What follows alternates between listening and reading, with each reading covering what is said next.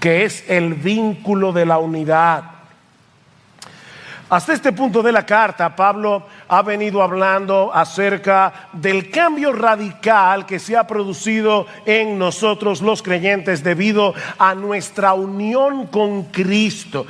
Mis hermanos, desde el momento mismo de la conversión, el creyente queda unido a Cristo por la fe. Nosotros estamos en Él, Él está en nosotros. Se trata de una profunda, íntima, deleitosa identificación y unidad que de paso no podemos entender del todo, ¿verdad?, de este lado de la eternidad, con nuestras mentes finitas, pero esa unión con Cristo tiene enormes repercusiones para nuestras vidas aquí y ahora.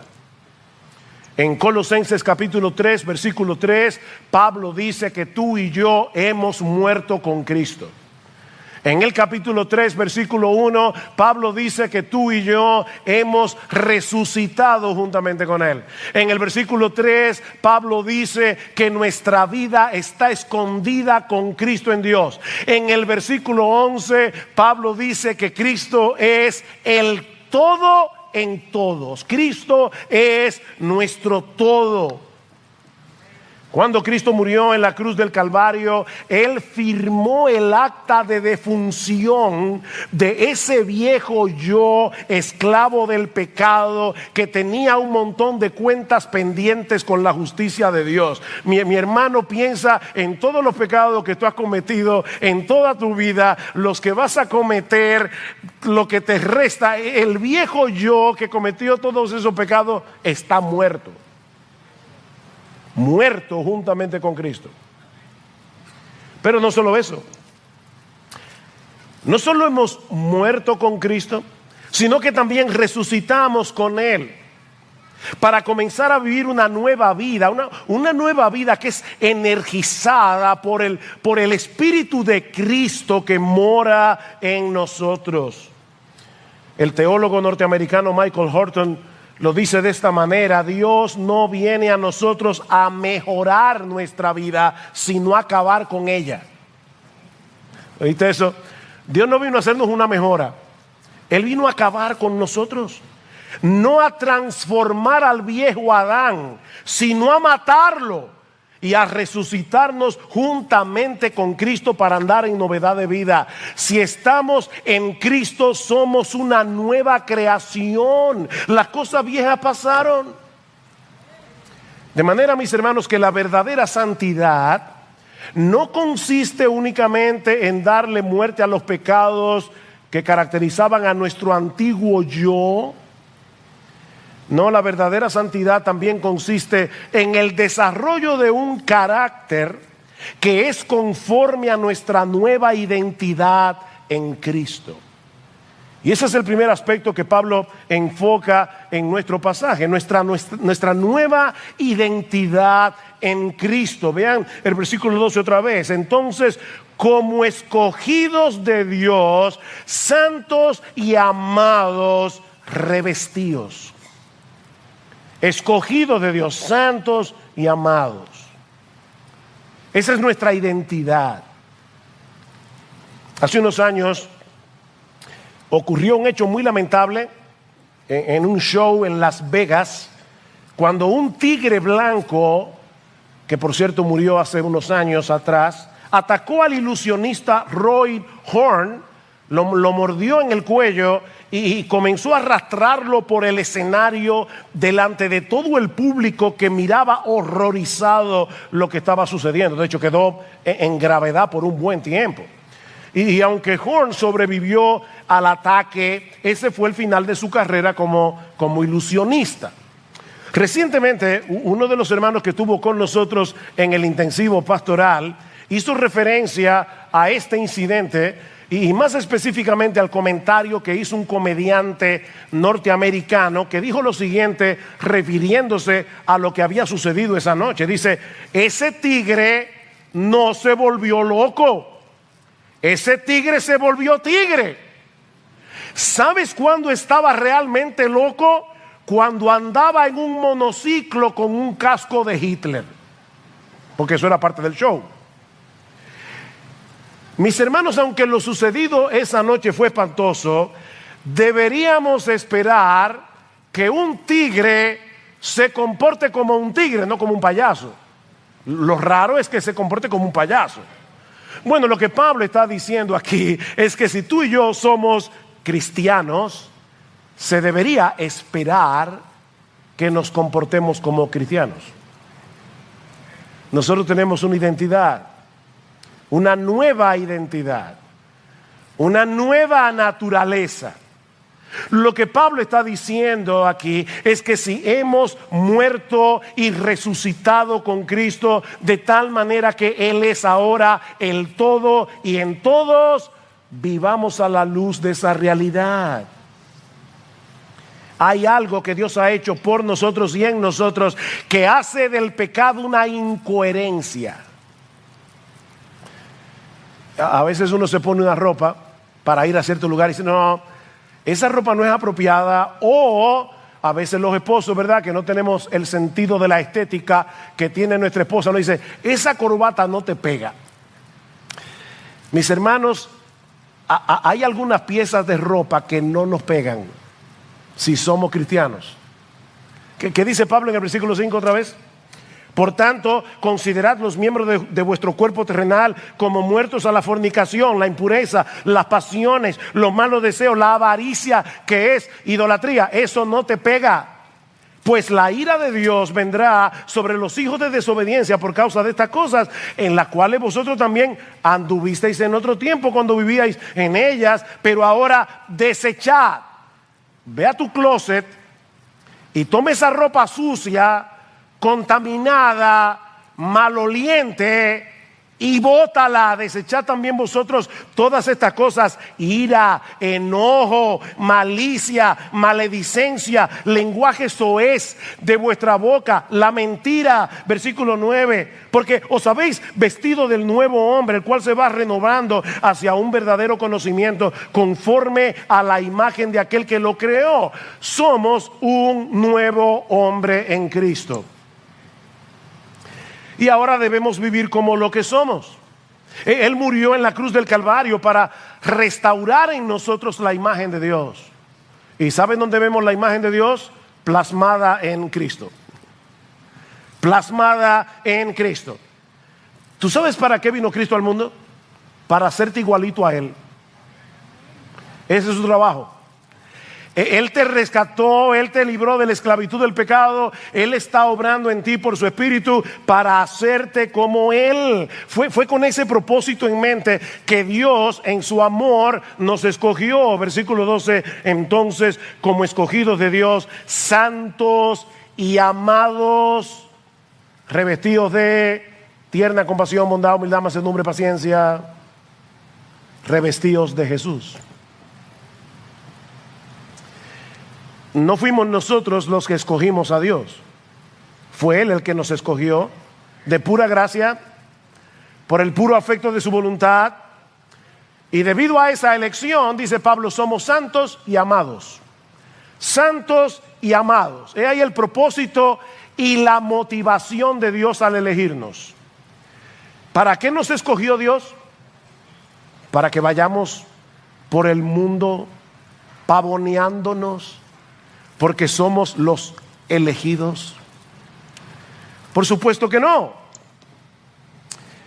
Pablo dice en Efesios 1:4 que fuimos escogidos en Cristo desde antes de la fundación del mundo para que fuésemos santos y sin mancha delante de Él. Fuimos escogidos en amor para ser santos. Tito capítulo 2 versículo 11 dice que la gracia de Dios se ha manifestado. Y me encanta ese texto porque ¿saben quién es la gracia de Dios que se ha manifestado? Jesucristo. Él es la encarnación de la gracia. La gracia de Dios se ha manifestado a todos los hombres, enseñándonos que renunciando a la impiedad y a los deseos mundanos, vivamos en este siglo sobria, justa y piadosamente. Fuimos escogidos en amor para ser santos. Si tú quieres que se te quede una frase en la mente hoy, que sea esta: Fuimos escogidos en amor para ser santos. ¿Por qué nos escogió Dios? Porque nos amó. Nos amó con un amor eterno, nos amó con un amor incondicional, nos amó a pesar de lo que éramos. Dice Pablo, mas Dios muestra su amor para con nosotros en que siendo aún pecadores, Cristo murió por nosotros. Dios decidió amarnos cuando no éramos amables, dignos de su amor. ¿Y para qué? Para ser santos. Fuimos escogidos por amor para ser santos. Mis hermanos, el anhelo que tiene Dios de que tú y yo seamos santos es una muestra de su amor. Por eso estoy insistiendo en el tema. Fuimos escogidos en amor para ser santos. ¿Por qué Dios quiere que tú seas santo? Porque Él es un matagozo cósmico, ¿verdad? Que quiere hacer nuestras vidas tristes y aburridas, ¿verdad? Esa es la razón. Dios quiere compartir su miseria con nosotros, ¿verdad? Y para eso nos escogió. Y por eso quiere que seamos santos. No. Dios es un Dios feliz. Él es el único bienaventurado. Y Él nos escogió para ser santos porque nos ama, porque Él sabe que el pecado solo trae desgracia. Y como Él no quiere que tú seas un desgraciado, como Él no quiere que tú seas una desgraciada, Dios nos está haciendo santos. Jóvenes, no se dejen engañar por el pensamiento del mundo que los rodea y que les dice que la vida solo puede ser disfrutada mientras más lejos andemos de los mandamientos de Dios, mientras menos nos parezcamos a Jesús, porque es exactamente al revés. El verdadero gozo solo se produce en el terreno de la santidad.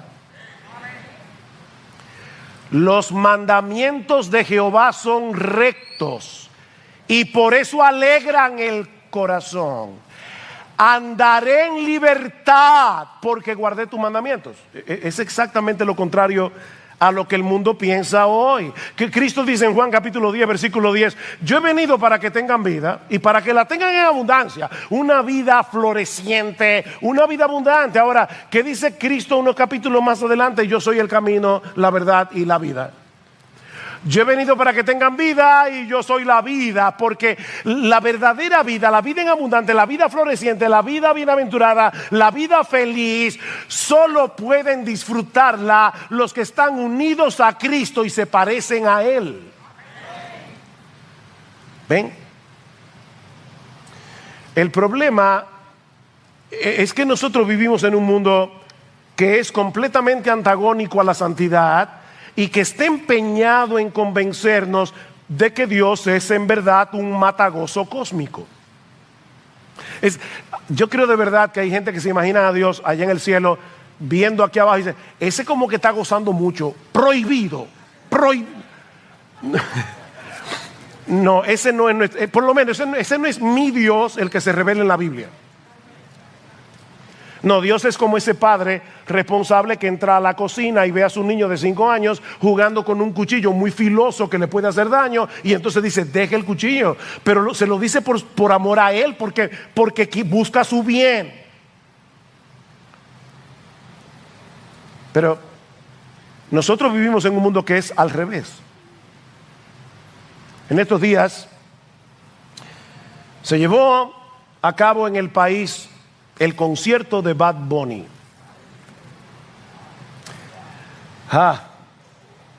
Según nuestros diarios, el estadio olímpico ese día o esos días se llenó a reventar. Eso decía el titular de uno de nuestros periódicos. El estadio olímpico se llenó hasta reventar. Tengo entendido, alguien comentaba que cuando las boletas se pusieron a la venta, en menos de media hora se habían agotado todas las boletas. Y según algunos de nuestros diarios, repito, algunos padres fueron con sus hijos al concierto. De verdad, mis hermanos, yo recuerdo cuando era muchacho una película que se llamaba El mundo está loco, loco, loco. El mundo está loco. Loco, loco, loco. Y es en ese mundo que tú y yo tenemos que ser santos. Yo estuve leyendo una de las reseñas del concierto, escrita por alguien que lo disfrutó, evidentemente. Y la reseña periodística, yo no puedo repetirla desde este púlpito. O sea, la periodista contando lo que pasó en el concierto y ella gozándolo, las cosas que ella dice en el periódico, yo no puedo repetirla en este púlpito. Y hay padres que estaban ahí con sus hijos. Ese tipo de groserías, porque es una grosería, son exaltadas, aclamadas. Los cantantes como Bad Bunny reciben premios porque el mundo exalta eso como libertad de expresión. Gracias al Señor que todavía hay personas en el mundo que tienen suficiente gracia común para ver estas cosas como lo que son. Yo estuve también leyendo en otra parte a un artista que le preguntaron qué pensaba de Bad Bunny. Y él dijo, yo no quiero que den mi nombre porque esto es una mafia, así mismo. Aquí hay una mafia disquera que hace de ese tipo de gente una gente famosa porque dice él, ni es arte, ni es música, ni es nada, pero yo no quiero ser atacado por esa mafia, así que yo no quiero que se diga mi nombre. Oigan cómo está el mundo. Pero él dice que ¿qué yo pienso de Bad Bunny? Es un espectáculo que la vorágine empuja para que los jóvenes vayan a embrutecerse. Están siendo manipulados porque ahí es donde se le venden las drogas, alcohol, prostitución, fármacos. Eso lo dice un inconverso que está en la industria. Porque el negocio es redondo, dice él. Lo que promueven no es a un cantante, es una figura, un símbolo de la decadencia, la derrota cultural, la deconstrucción de los valores y la familia, la desaparición del vínculo intergeneracional, la ruptura entre los padres y los hijos. Es el triunfo de la ignominia, la mediocridad y la ignorancia. Son letras perversas que si tú logras descifrarlas, verás que son balbuceos soeces, monótonos, embrutecedores. Es triste y lamentable que los niños oigan esas expresiones desde la primaria y por imitación se promueve esa forma tan primitiva y tan básica de ver la vida. Es un tema de propagación y de contagio. Estos supuestos artistas no cantan, y aunque cantaran, ¿de qué sirven si los ponen a cantar esa asquerosidad? Óigame, eso lo está diciendo un impío, que es asqueroso. Oye, qué raro que los pastores están hablando de eso. Bueno, déjame decirte que mis pastores me pidieron que no dejara de mencionarlo. Porque, hermanos, nosotros no podemos ser simples. Nos están dañando a nuestros hijos.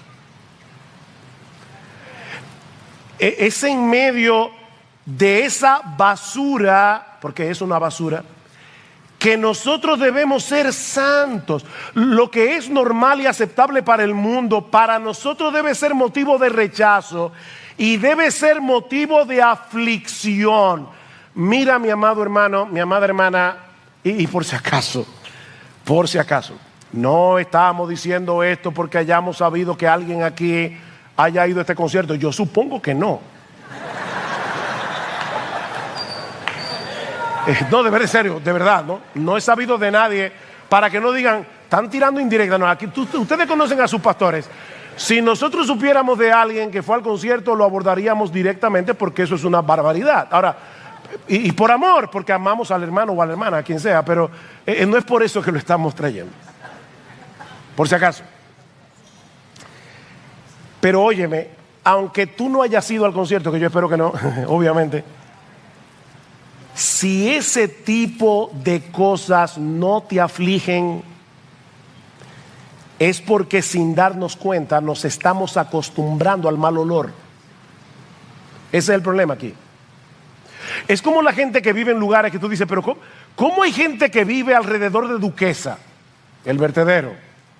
Tú vas ahí y no aguantas del olor, pero hay gente que vive ahí. Es que a todo se acostumbra uno. Nos estamos acostumbrando a no ver algo tan malo a pesar de que Dios lo vea nauseabundo. Ay de los que a lo malo dicen bueno y a lo bueno malo, que hacen de las tinieblas luz y de la luz tinieblas y de las tinieblas luz, que ponen lo amargo por dulce y lo dulce por amargo. Mis hermanos, Cristo murió por nosotros y nos cambió desde adentro para que a lo malo llamemos malo y a lo bueno bueno. Efesios capítulo 5, versículo 3. Pero que la inmoralidad y toda impureza o avaricia ni siquiera se mencionen entre vosotros como corresponde a los santos, ni obscenidades, ni necedades, ni grosería, o sea, Bad Bunny y todos los que son como él. El texto griego aquí dice Bad Bunny, no, pero casi. Necedades, groserías que no son apropiadas, sino más bien acciones de gracias. Porque con certeza sabéis esto, que ningún inmoral, impuro o avaro que es idólatra tiene herencia en el reino de Cristo y de Dios. Que nadie os engañe con palabras vanas. Eso es libertad de expresión. No, eso no es libertad de expresión. Eso es esclavitud de expresión. Eso es una basura. Eso es una porquería degradante. Eso es lo que es. Que nadie os engañe, pues por causa de estas cosas, la ira de Dios viene sobre los hijos de desobediencia. Esto es nauseabundo para Dios. Por tanto, no seáis partícipes con ellos. No se puede. Porque antes erais tinieblas. Ven, otra vez la identidad. Pero ahora sois luz. En el Señor andad como hijos de luz. Porque el fruto de la luz consiste en toda bondad, justicia, verdad. ¿Son esas cosas las que se oyen en esos conciertos? Examinando qué es lo que agrada al Señor. Nadie me ha preguntado eso, yo espero que no me lo pregunten nunca, pero si alguien me pregunta, pastor, ¿es parte de la libertad cristiana? ¿Se puede ir a un concierto de ese tipo? Bueno, yo te voy a responder con otra pregunta. ¿Puedes tú invitar a Cristo para que vaya contigo? Porque aquí dice, examinando lo que agrada. Señor, te tengo una sorpresa. Te voy a llevar al concierto de Bad Bunny. O sea, yo espero que esa risa sea una evidencia de por supuesto que no. Y acuérdate que nuestra vida está unida ¿a quién? A Cristo. ¿Puedes tú ir a ese concierto dejando a Cristo afuera? No. Estás unido a Él. No se puede. No participéis en las obras estériles de las tinieblas, sino más bien desenmascaradlas. Eso es lo que estamos haciendo hoy aquí. Porque es vergonzoso aún hablar de las cosas que ellos hacen en privado. Y la desvergüenza es tan grande que ya ni en privado lo están haciendo en público. Y la gente lo aplaude.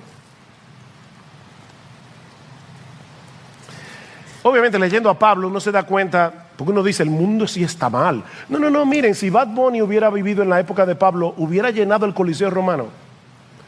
Porque era tan decadente como lo es nuestra sociedad en el día de hoy. Lo que pasa es que hoy tenemos medios de comunicación más masivos. Esa es la diferencia. Pero los creyentes en esa sociedad tenían que ser santos, tenían que ser como Cristo. Mis hermanos, cuidado, los seres humanos podemos llegarnos a acostumbrar al mal olor de la basura cuando permanecemos demasiado cerca de ella. Y los creyentes no estamos exentos si no nos cuidamos. Cuídate de lo que tus ojos ven, cuídate de lo que tus oídos escuchan, cuídate de los lugares que tú visitas. No porque somos legalistas, sino porque somos santos. Fuimos escogidos por amor para ser santos. Cristo nos hizo libres a precio de su sangre para que andemos en verdadera libertad. Porque, ¿saben por qué muchos jóvenes a veces sin mucha convicción van a eso? Porque no quieren verse raros. ¿Ven? Es como mis amigos van, yo no quiero ser un quedao, entonces déjame adaptarme un poco. Ok, lo que te estoy diciendo es que Cristo compró libertad para ti a precio de su sangre, para que tú no te dejes arrastrar por ese disparate. O sea, para que tú digas, no, yo prefiero no oler basura. Así que como Cristo me hizo libre, es para que yo pueda decir que no. Y pueda decir que sí a lo que tengo que decir que sí, porque ahora somos al revés de lo que éramos cuando éramos incrédulos. Mis hermanos, Cristo nos escogió para transformarnos gradualmente, para que seamos cada vez más como Él.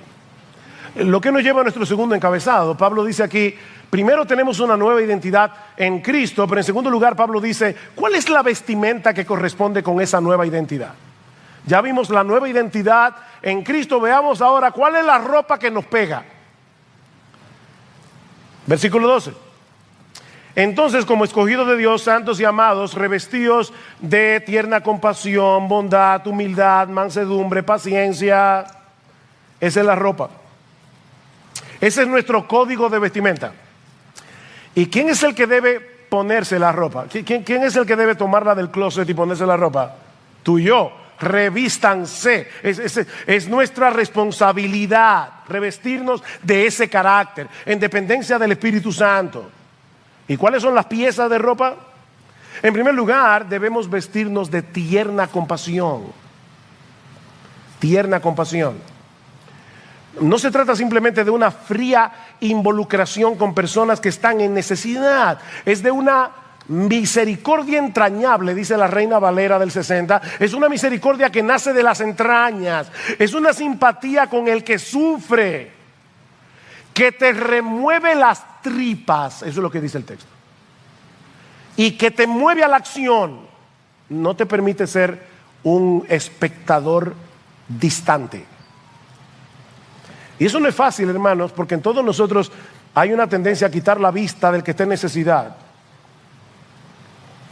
Hay una tendencia a colocar nuestras necesidades por encima de la de todo el mundo. Lo natural no es que seamos entrañablemente misericordiosos. Lo natural es que seamos egocéntricos. Es que seamos egoístas.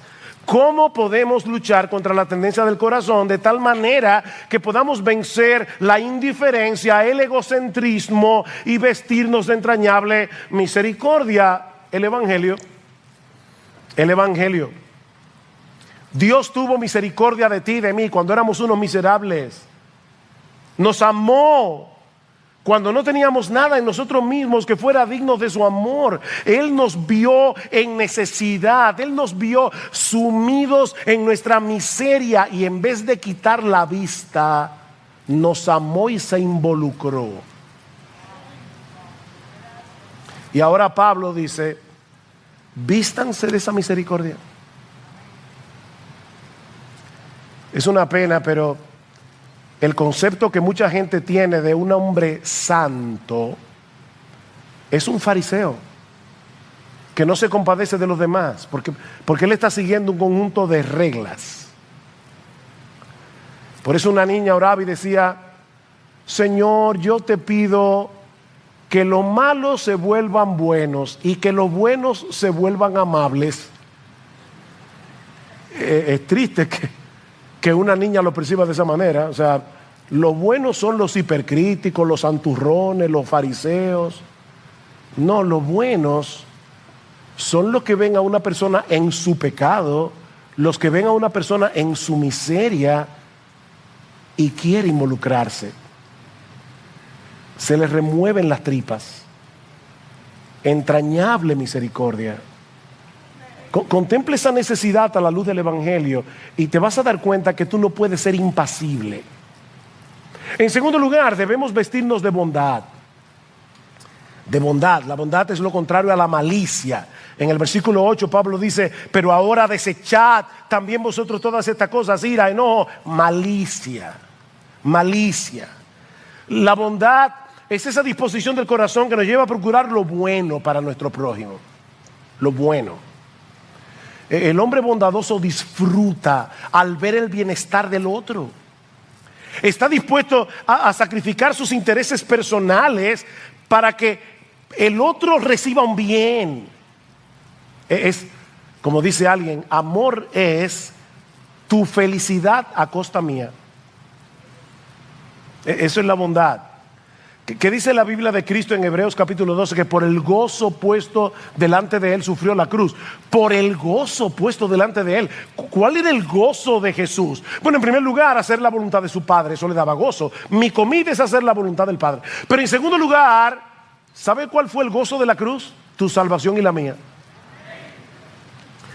Por el gozo puesto delante de él. Cristo vio al pueblo que iba a comprar con esa sangre y dijo: Padre, estoy dispuesto a morir en esa cruz. Y ahora Pablo está diciendo: tú eres uno de los beneficiarios de eso. Vístete de bondad. En tercer lugar, debemos vestirnos de humildad. De humildad. La humildad es esa actitud de la mente que nos lleva a vernos tal cual somos, pecadores, gusanos del polvo, merecedores de la ira de Dios, y nos lleva a ver a Dios como lo que Él es. O sea, la humildad es verte a ti como lo que eres, ver a Dios como lo que Él es. Eso es humildad. Y actuar en consecuencia. No se trata del individuo que dice o piensa: yo no puedo hacer nada bien. Hay personas que creen que ser humilde significa: fulano, tú pudieras dar una clase de escuela dominical. Ay, no, yo soy un inútil. No, o sea, ¿cuáles son los dones que Dios te dio? Ponlo en funcionamiento en el pueblo de Dios, para el beneficio del pueblo de Dios. Humildad es saber que tú tienes un don, pero que ese don te lo dio Dios. Entonces tú pones tu don en operación, pero la gloria no te la llevas tú. La gloria se la lleva a Él, porque Él fue que te dio ese don. 1 Corintios 4:7, ¿qué tú tienes que no hayas recibido? Y si lo recibiste, ¿por qué te glorías como si no lo hubieras recibido? 1 Corintios 15:10, por la gracia de Dios, dice Pablo: yo soy lo que soy, y su gracia no ha sido en vano para conmigo. Pero es por la gracia que yo soy lo que soy. Lo contrario a la humildad es el orgullo, obviamente.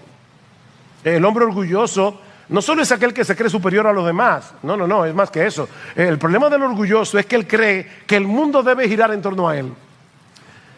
Mis intereses, mis gustos, mis deseos, mis inclinaciones, mis demandas, mis problemas.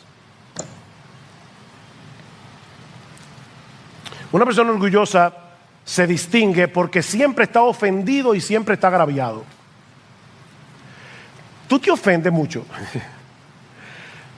A cada rato tú te ves: no me tomaron en cuenta, o eso que dijeron de mí no fue justo. Tú eres un orgulloso. Todo tu problema es orgullo. No te justifiques, mi hermano, mi hermana, no te justifiques. Pero es que fueron injustos. Ajá. ¿Y si hubieran sido justos? Tú no eres peor de lo que esa gente cree que tú eres. ¿Cuál es el problema? Recuerden una cita que decimos mucho aquí de Martin Lloyd Jones: el que está en el piso no tiene miedo de caerse. Ahora, si tú estás en un pedestal, tú vas a defender tú defiendes mucho tu posición, tus opiniones. Tú eres un orgulloso. Eres un orgulloso. Y debes verlo como lo que es, orgullo, y arrepentirte. Porque eso no es conforme a Cristo. Cristo no era un orgulloso. Cristo puso tu vida y la mía por encima de la de él. Y Pablo dice, háganlo así. Humildad. Haya vosotros este mismo sentir que hubo también en Cristo Jesús. Filipenses 2:5, el cual siendo en forma de Dios no estimó el ser igual a Dios como cosa que aferrarse, sino que se despojó a sí mismo, tomando forma de siervo, hecho semejante a los hombres, y estando en condición de hombre, todavía se humilló más hasta el punto de la muerte, y muerte de cruz. Esa es la disposición del creyente. Humildad. En cuarto lugar, debemos vestirnos de mansedumbre.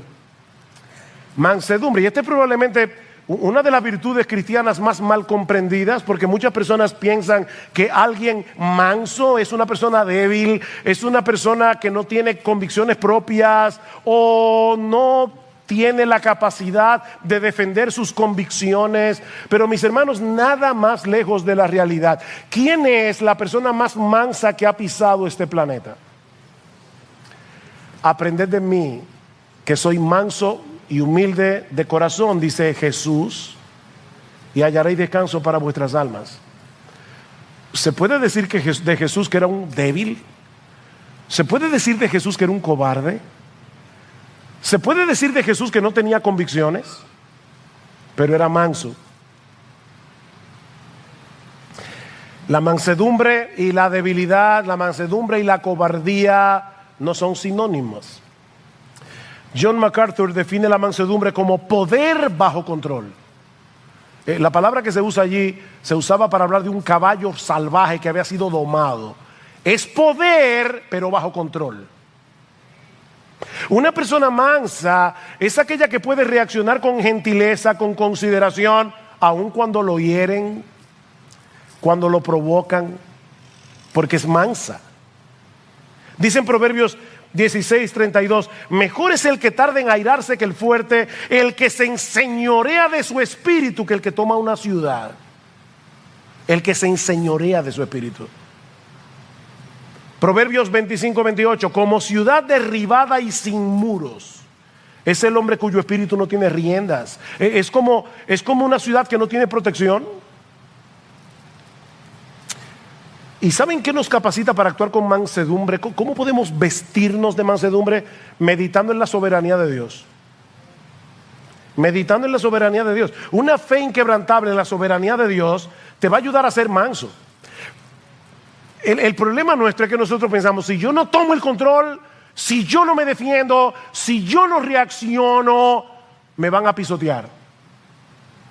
Pero si yo pienso, es que Dios tiene el control y por lo tanto no tengo que tenerlo yo, voy a poder descansar tranquilamente en la soberanía de Dios.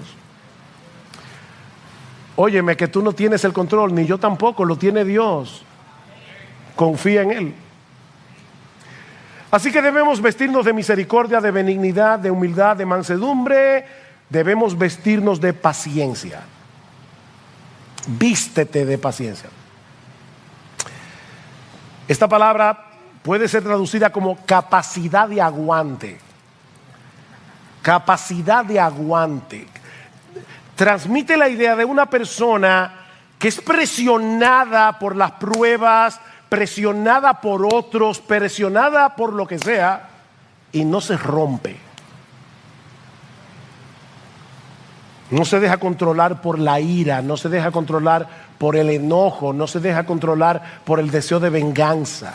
No importa cuánto sea provocado. ¿Te parece difícil eso? Es que es difícil. Pero déjame hacerte una pregunta. ¿Cuántas veces tú provocaste a Dios cuando eras un inconverso? Y Dios ahí tranquilamente esperándote con paciencia. ¿Cuántas veces tú has provocado a Dios después que te convertiste? ¿Y cómo te trata Dios? Yo siempre he dicho que uno de los atributos muy divinos que yo más aprecio es la paciencia de Dios. De verdad, en serio. Porque si Dios fuera como yo, hace rato que yo me hubiera quitado la salvación.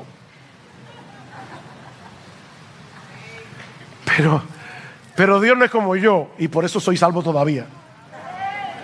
Porque Él es paciente. Y lo que Pablo te está diciendo es, ok, mira cómo Dios te trata a ti, vístete de esa paciencia. Todos los días,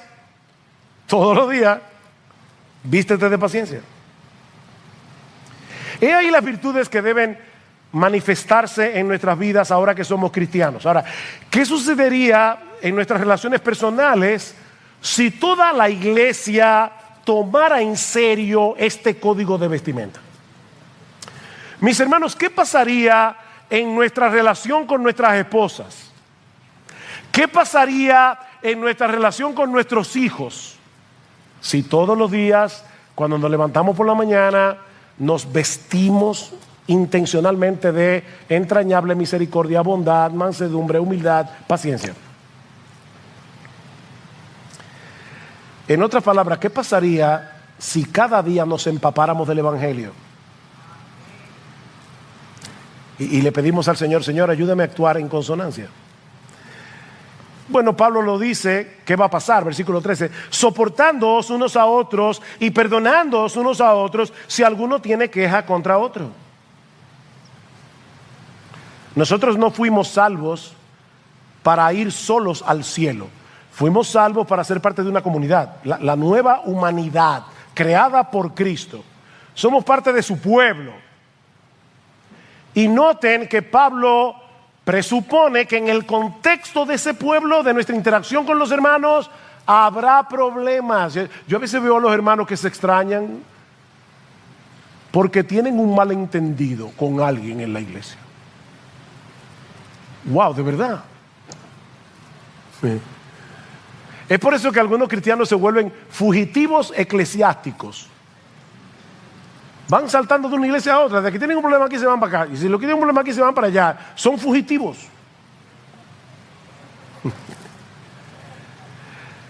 Mis hermanos, no sé si te has dado cuenta, pero no hemos llegado al cielo. Todavía estamos rodeados de personas que tienen pecado remanente, como tú lo tienes también. Sí sé que me han oído decir esto más de una vez en este púlpito, pero este poemita que dice vivir con los santos en el cielo, eso será una gloria. Vivir con ellos aquí abajo, eso es otra historia. Que no hemos llegado al cielo. Pero déjame ahora ir un paso más allá. No solamente se trata de que no hemos llegado al cielo, es más que eso. Es que Dios está usando esos problemas, está usando esas tensiones, está usando esos malos entendidos para que podamos vestirnos de todo eso. ¿Dónde tú vas a practicar la mansedumbre si no es en un contexto de provocación? ¿Cómo tú vas a llegar a ser como Jesús si no es en medio de problemas? El fruto del Espíritu es el problema, que es amor, gozo, paz, paciencia, benignidad. ¿En qué contexto? ¿Qué clase de amor? Que tú ames al que te ama, que tú trates bien al que te trata bien. Eso no es un fruto del Espíritu, eso lo hacen los impíos. El que es el fruto del Espíritu es cuando ese carácter florece en medio del problema, en medio de las tensiones, en medio de los malos entendidos, en medio de la provocación. ¿Saben que hay cristianos que prefieren no involucrarse en ningún ministerio de la iglesia para no tener problemas? Increíble. Yo prefiero de lejito, porque sé que después voy a tener problemas. Ajá. ¿Y de qué se trata esto?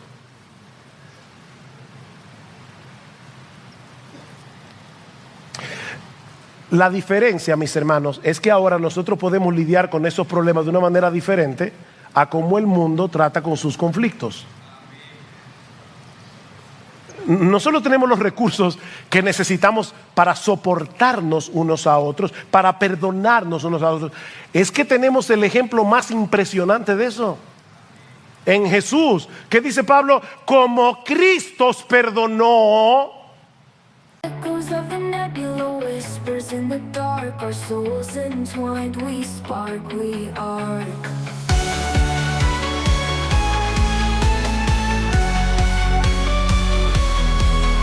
In the depths of night, we dance with the stars, lost in the glow of the cosmic bars. Echoes of the nebula, whispers in the dark. Our souls entwined, we spark, we arc.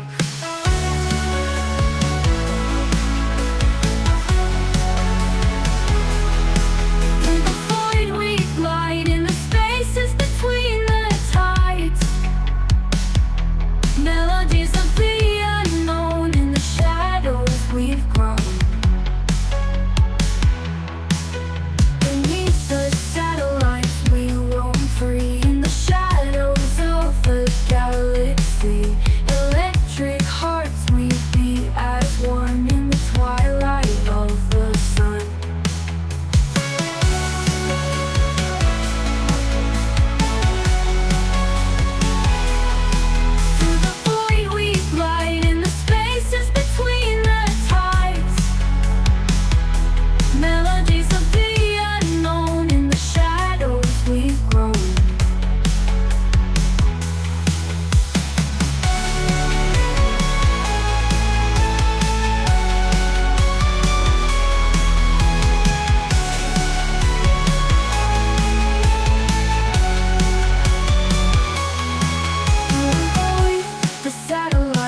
We roam free in the shadows of the galaxy. Electric hearts we beat as one in the twilight of the sun.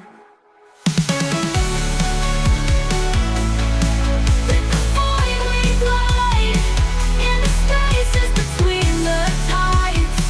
Melodies of the unknown, in the shadows we grow.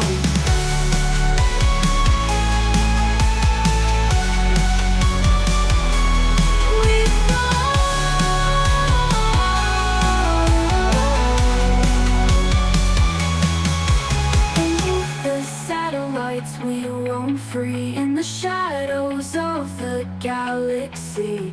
Electric hearts we beat as one in the twilight of the sun.